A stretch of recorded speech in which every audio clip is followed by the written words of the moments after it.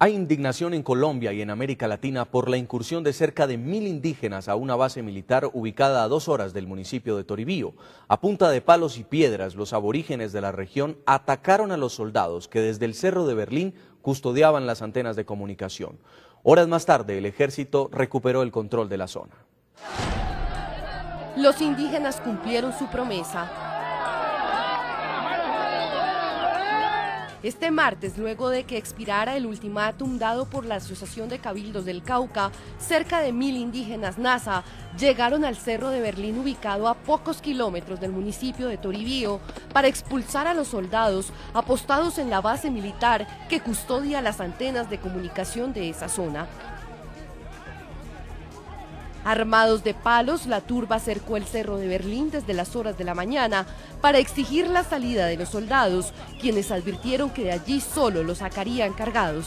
Acto seguido, los indígenas tomaron de pies y manos a los militares para retirarlos del lugar. En medio de las agresiones, la Guardia Indígena emprendió sus ataques contra el comandante de la base militar, el sargento García, que fue tirado y arrastrado por el suelo. Me estaban defendiendo porque yo ya estaba rodeado por indígenas, los cuales me estaban atropellando, me estaban golpeando, me estaban arrastrando y me estaban humillando. Los subalternos del sargento García respondieron con disparos al aire para dispersar la multitud.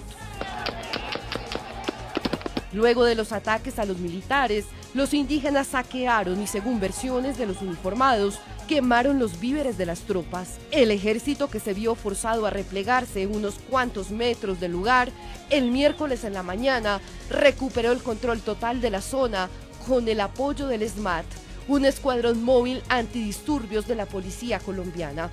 Por ahora, reina una tensa calma en el Cerro de Berlín. Mientras los militares custodian desde la cima de la montaña, los indígenas aguardan desde la parte más baja. Saludamos a esta hora en Bogotá, Colombia, al señor Eduardo Montealegre, fiscal general de Colombia. Fiscal Montealegre, bienvenido al programa La Noche. Muy buenas noches, Jason, gracias por la invitación. Señor fiscal, con consternación, el país, Colombia y el mundo observaban estas imágenes donde un grupo de indígenas en el norte del Cauca intentó desalojar a miembros de la fuerza pública, un desalojo que rayó en agresiones a uniformados. ¿Cuál es la opinión que tiene usted como fiscal de acuerdo a los hechos de las últimas horas en el suroccidente de Colombia? Jason, la Constitución nuestra de 1991 es una Constitución que consagra el derecho a la protesta social, el derecho a la reunión, el derecho a que la ciudadanía, el pueblo, los grupos indígenas expresen públicamente sus opiniones. Inclusive la Constitución los faculta para que acudan a manifestaciones públicas, para que hagan protesta en las calles, en las ciudades, en el campo, pero sobre la condición de que tienen que ser reuniones pacíficas, de que la protesta tiene que enmarcarse en un plano eminentemente institucional, sin agresiones. Ya cuando se acude, se pasa del ejercicio legítimo de la protesta al campo de la violencia, pues en esos casos ya estamos entrando en los aspectos que conciernen al derecho penal. Como lo ha pedido el presidente Juan Manuel Santos, se busca la investigación de los responsables de estos hechos contra los militares en el Cauca. La Fiscalía ya inició la investigación de oficio al tener la noticia a través de los medios de comunicación. Mire, en el día de hoy viajó una comisión del CTI, la directora del CTI de nuestra Policía Judicial está recibiendo directamente en el Cauca, en lugares aledaños a Toribío, declaraciones de miembros de la fuerza pública y de personas que pueden declarar o dar fe, conocimiento de los hechos de violencia que allí han ocurrido. Esos hechos van a ser valorados por la Fiscalía General de la Nación y vamos a determinar si traspasaron o no el límite constitucional del ejercicio legítimo del derecho a la protesta y si se ingresó o no al campo penal por la utilización de medios violentos en este tipo de protestas que por constitución necesariamente tienen que ser pacíficas. Señor fiscal, entonces estamos hablando de que podrían ser investigados algunos indígenas por la justicia ordinaria, pero en caso de que la comisión que está en el Cauca logre comprobar que en este caso hubo, por ejemplo, violencia contra servidores públicos o daños a los bienes del Estado, sí habría un proceso dentro de la justicia ordinaria según la Constitución. En el caso en que se demuestre que existieron hechos de violencia, de agresión, de eventuales lesiones a miembros de la fuerza pública, de constreñimientos ilegales, de constreñimientos indebidos que sobrepasan el marco general de lo que es una protesta pacífica, esos hechos podrían ser investigados y tendrían relevancia penal en caso de demostrarse hechos de violencia y de agresión. Ahora, señor fiscal, los militares prefirieron quedarse quietos, quizá hubo algunos disparos al aire, gases lacrimógenos. ¿Tenían ellos derecho a su legítima defensa en este caso? Bueno, obviamente que cuando se trata de perturbaciones del orden público, la Constitución permite el ejercicio de la fuerza legítima por parte del Estado sobre la base de que sea un ejercicio de la fuerza absolutamente proporcional, sobre la base de que siempre hay que ocasionar el menor daño posible, de que hay que evitar en la medida de lo posible un uso excesivo del medio de fuerza por parte de la policía o del ejército, y pues hasta este momento nosotros no tenemos conocimiento de que se haya presentado un ejercicio excesivo de la fuerza por parte de miembros de la policía o del ejército. Pero quiero preguntarle también por otra situación, y esta no ocurrió en Toribío, sino cerca a Caldono, y es una que están denunciando los indígenas tras la muerte de un joven que al parecer hizo caso omiso a la detención de un retén militar. Es un cuerpo que hasta el momento incluso, según reportan los propios indígenas, no ha sido recogido y tiene un disparo en la frente. ¿También hay una investigación en este sentido?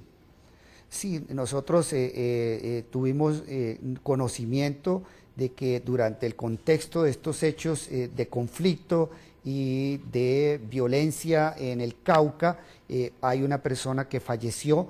Ya el CTI está actuando en ese caso y estamos estableciendo en qué tipo de circunstancias, cuáles fueron las circunstancias que rodearon la muerte de esta persona.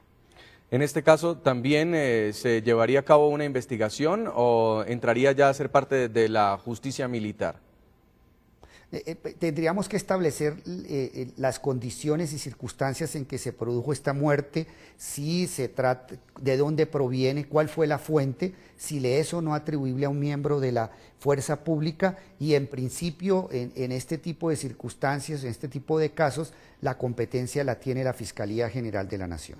Ahora, señor fiscal, sobre lo que está pasando en el Cauca, la fuerza pública intenta proteger a una población que no quiere ser protegida por ellos y que aseguran que la zona debe ser desmilitarizada. Desde la Fiscalía colombiana, ¿es posible contemplar esto en la Constitución colombiana?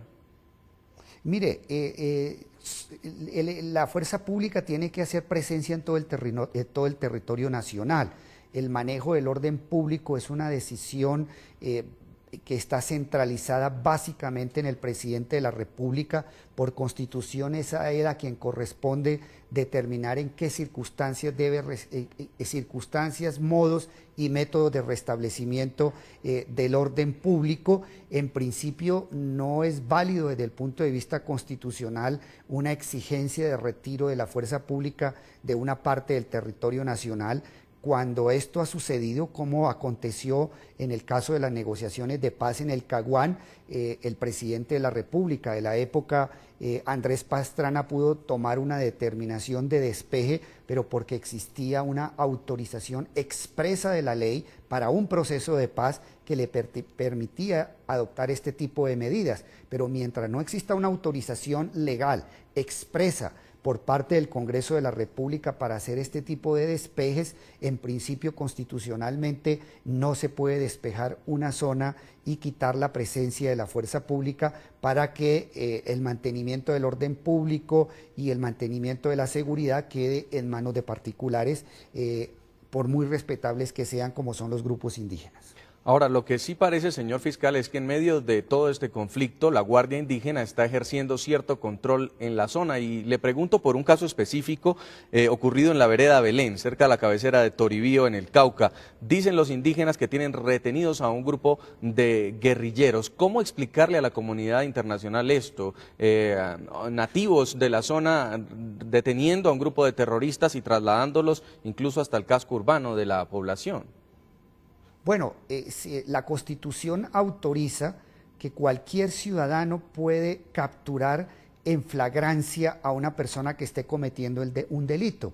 En estos casos, si se trata de guerrilleros que están en ejercicio de las armas, ejecutando actos violentos, pues se encuentran en una situación de flagrancia, están en un estado de rebelión, que es un delito de carácter permanente, o sea, hay una situación permanente de flagrancia, y por esa razón la Constitución sí permite que cualquier ciudadano pueda aprehender a la persona que está en ese momento realizando un delito. Este sería un fundamento constitucional para que una autoridad indígena pueda aprehender a un guerrillero en el momento en que está ejecutando un acto de rebelión, con la finalidad, eso sí, de colocarla a disposición de las autoridades competentes. Señor Todd Howland, usted es una autoridad en materia de derechos humanos. Sobre las imágenes que acabamos de proyectar, ¿estaba este sargento obligado a dejarse violentar por ser un miembro de la fuerza pública o podía ejercer su derecho a la legítima defensa?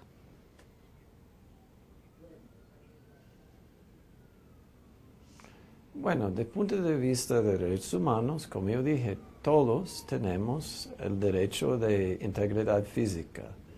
Y es importante que cada uno de nosotros tiene derecho y también tiene deberes. Entonces tenemos que respetar uno del otro. Entonces cuando estamos mirando estas imágenes, tenemos que preguntar, ¿no?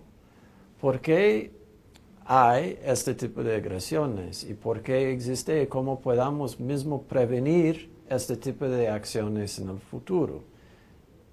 Señor Howland. Yo creo entonces sí, tenemos continúe. que ver que cada uno de nosotros tenemos, sí. Bueno, entonces estoy diciendo, ¿no?, que es importante y estamos llamando de todos de respetar uno de los otros, ¿no? Y como es siempre difícil para ver una imagen y tener toda la foto o tener toda la información de nuestra frente. Pero ¿qué es más importante?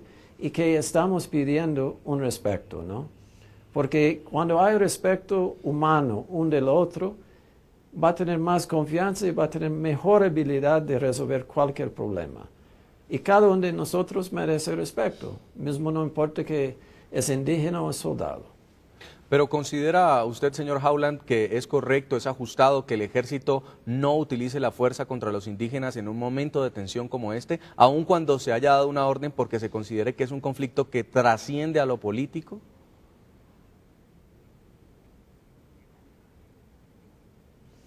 Bueno, yo creo que hay reglas muy claras en la zona de uso de fuerza, ¿no? Y se puede utilizar la fuerza cuando hay una amenaza a la vida de una persona. Entonces yo creo en estos casos los soldados están actuando de una manera apropiada porque tenía paciencia. Porque mismo que fue una situación de humillación de ellos, no parece que está corriendo un riesgo de vida. Entonces también ellos actuaron bien en la zona de los derechos, en la zona de interacción con una población civil.